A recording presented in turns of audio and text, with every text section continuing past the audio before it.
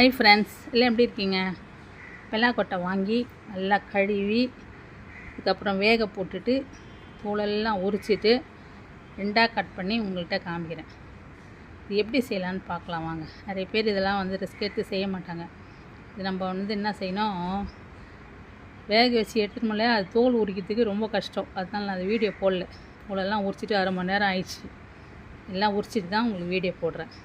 எடுத்துகிட்டு அதுக்கு ஒரு 2 வெங்காயமும் இஞ்சி பூண்டு வெங்காயம் நறுக்கி வச்சுருக்கேன். இஞ்சி பூண்டு தட்டி வச்சுட்டு கொஞ்சம் கருவேப்பிலை சேர்த்துக்கலாம் ஃப்ரெண்ட்ஸ். இது நல்லாயிருக்கும், ரொம்ப சாப்பிட டேஸ்ட்டாக இருக்கும். இது எப்போவுமே கிடைக்கிற மாதிரிலாம் இல்லை, வருஷத்துக்கு ஒரு டைம் அந்த மாதிரி தான் நமக்கு கிடைக்கும்.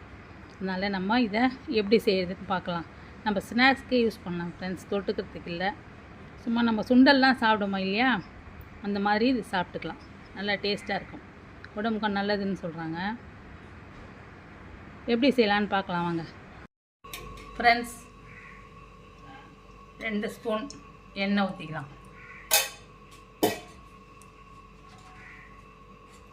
எண்ணெய் ஊற்றிட்டு கடுகு போடல, சீரகம் மட்டும் கொஞ்சம் போட்டுக்கலாம். காஞ்சிச்சு ஃப்ரெண்ட்ஸ், நம்ம வெங்காயம் போட்டுக்கலாம்.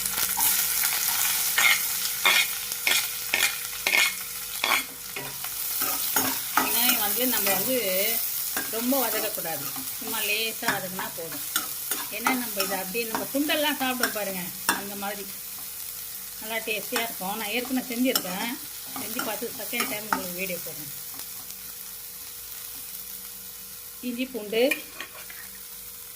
பூண்டு கருவேப்பிலை, இஞ்சி பூண்டு நசுக்கி போட்டிருக்கேன். கருவேப்பிலை கொஞ்சமாக உப்பு போட்டுக்கலாம். நம்ம தேவைக்கு எப்போ உப்பு போட்டுக்கலாம்.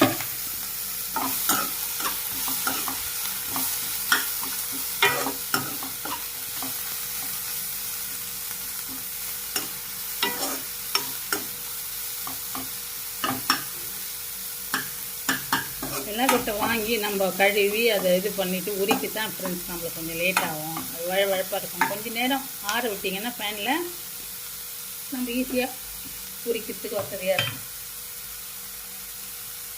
தோலை உரிச்சிட்டு 2 கட் பண்ணிவிட்டு உங்களுக்கு காமிக்கிறேன். ஏன்னா இது நம்ம தோல் உரித்தா ரொம்ப லேட் ஆகும் ஃப்ரெண்ட்ஸ், அதனால தான் உங்களுக்கு அதெல்லாம் வீடியோ போடல.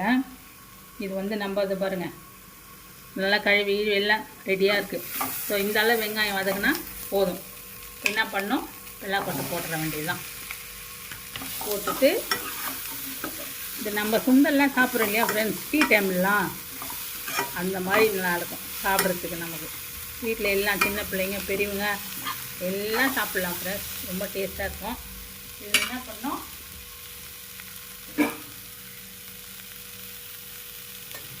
கொஞ்சமாக ஒரே ஒரு ஸ்பூன் கறி மிளகாத்தூள் போட்டுக்கணும். அவ்வளோதான், ஒரே ஒரு ஸ்பூன் போட்டால் போதும்.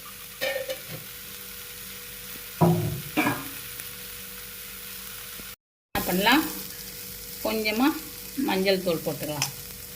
நம்ம இறக்கிட போகிறோம். மஞ்சள் தூள் கொஞ்சம் போட்டு ஒரு கிண்டிட்டு கடைசியாக என்ன பண்ணணும், ஒரு சின்ன தக்காளி போட்டுடணும். போட்டு இறக்கிடணும். அவ்வளோதான். சின்ன தக்காளி கழுவி கட் பண்ணி தான் வச்சுருக்கேன். அதை என்ன பண்ணணும், இந்த ஸ்டேஜில் நம்ம போட்டு இறக்கணும். பார்த்தீங்களா, இதுதான் நம்மளுக்கு. மல்லித்தூள் மல்லி இருந்தால் போட்டுக்கலாம், இது இல்லை. ரெடி ஆகிடுச்சு. நம்ம அப்படியே எடுத்து சாப்பிட வேண்டியது தான். சூப்பராக இருக்கும். வீட்டில் நீங்கள் செஞ்சு பிள்ளைங்களுக்கு கொடுங்க. நீங்கள் செஞ்சு சாப்பிட்டு பாருங்கள். லைக் பண்ணுங்கள், சப்ஸ்கிரைப் பண்ணுங்கள், பெல் பட்டன் ஆனில் வச்சுங்க. Thank you friends. அடுத்த வீடியோ பார்க்கலாம்.